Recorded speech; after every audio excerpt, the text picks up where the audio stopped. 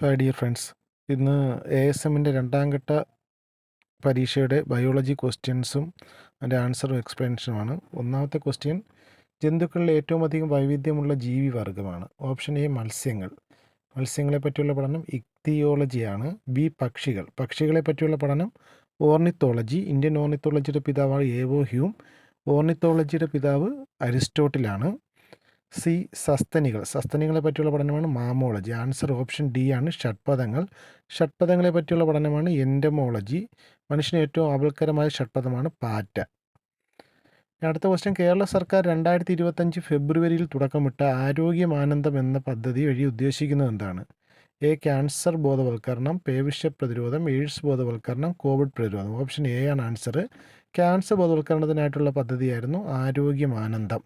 ആരോഗ്യാനന്ദം ഓർത്തോളണം. ക്യാൻസറിനെ പറ്റിയുള്ള പഠനം ഓങ്കോളജിയാണ്. പെല്ലാഗ്ര ഏത് ജീവിതത്തിൻ്റെ അപര്യാപ്ത രോഗം ഉണ്ടാകുന്ന രോഗമാണ്? Vitamin B3, C, K, B12 ഒക്കെയാണ്. B12 സൈനോകൊബാലിമിൻ, അതിൻ്റെ കുറവ് മൂലമാണ് പെർനീഷ്യസ് അനീമിയ. വൈറ്റമിൻ സിയുടെ കുറവ് മൂലം സ്കർവി, നാവിഗേറ്റർ പ്ലേഗ് എന്നൊക്കെ അറിയപ്പെടുന്നത്. വൈറ്റമിൻ കെയുടെ കുറവ് മൂലമാണ് രക്തസ്രാവം, ഹെമറേജ്, ഹീമോഫീലിയ. ജനിതക രോഗമായ ഹീമോഫീലിയയ്ക്ക് ഒരു കാരണം വൈറ്റമിൻ കെയുടെ കുറവ് മൂലം കൂടെയാണ്. വൈറ്റമിൻ B3 ആണ് ആൻസർ. പെല്ലാഗ്ര, 4D സിൻഡ്രോം എന്നറിയപ്പെടുന്ന പെല്ലാഗ്ര വൈറ്റമിൻ B3യുടെ കുറവ് മൂലം ഉണ്ടാകുന്നത്.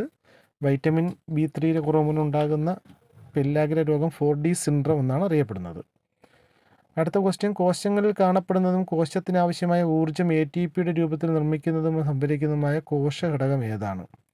Option A mitochondria, B Golgi വസ്തുക്കൾ, ലൈസോസോമുകൾ, ഫേനകൾ.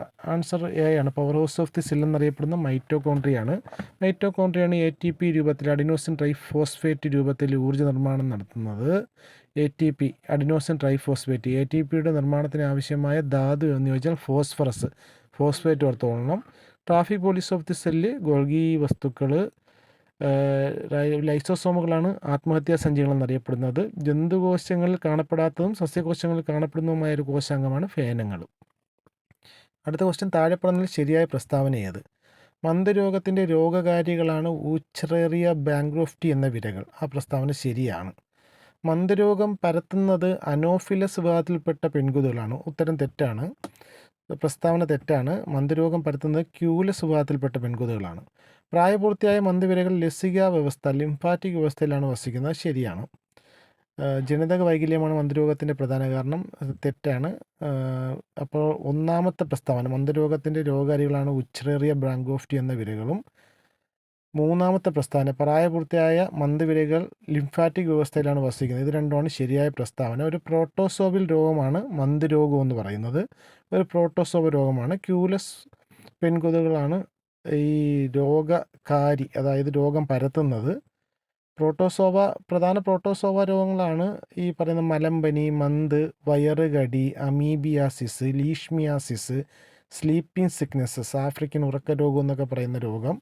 ഇതൊക്കെ പ്രോട്ടോസോവ രോഗമാണ്. എൻഡമീബ ഹിസ്റ്റോളിക്ക എന്ന പ്രോട്ടോസോവയാണ് അമീബിയാസിസിന് കാരണം.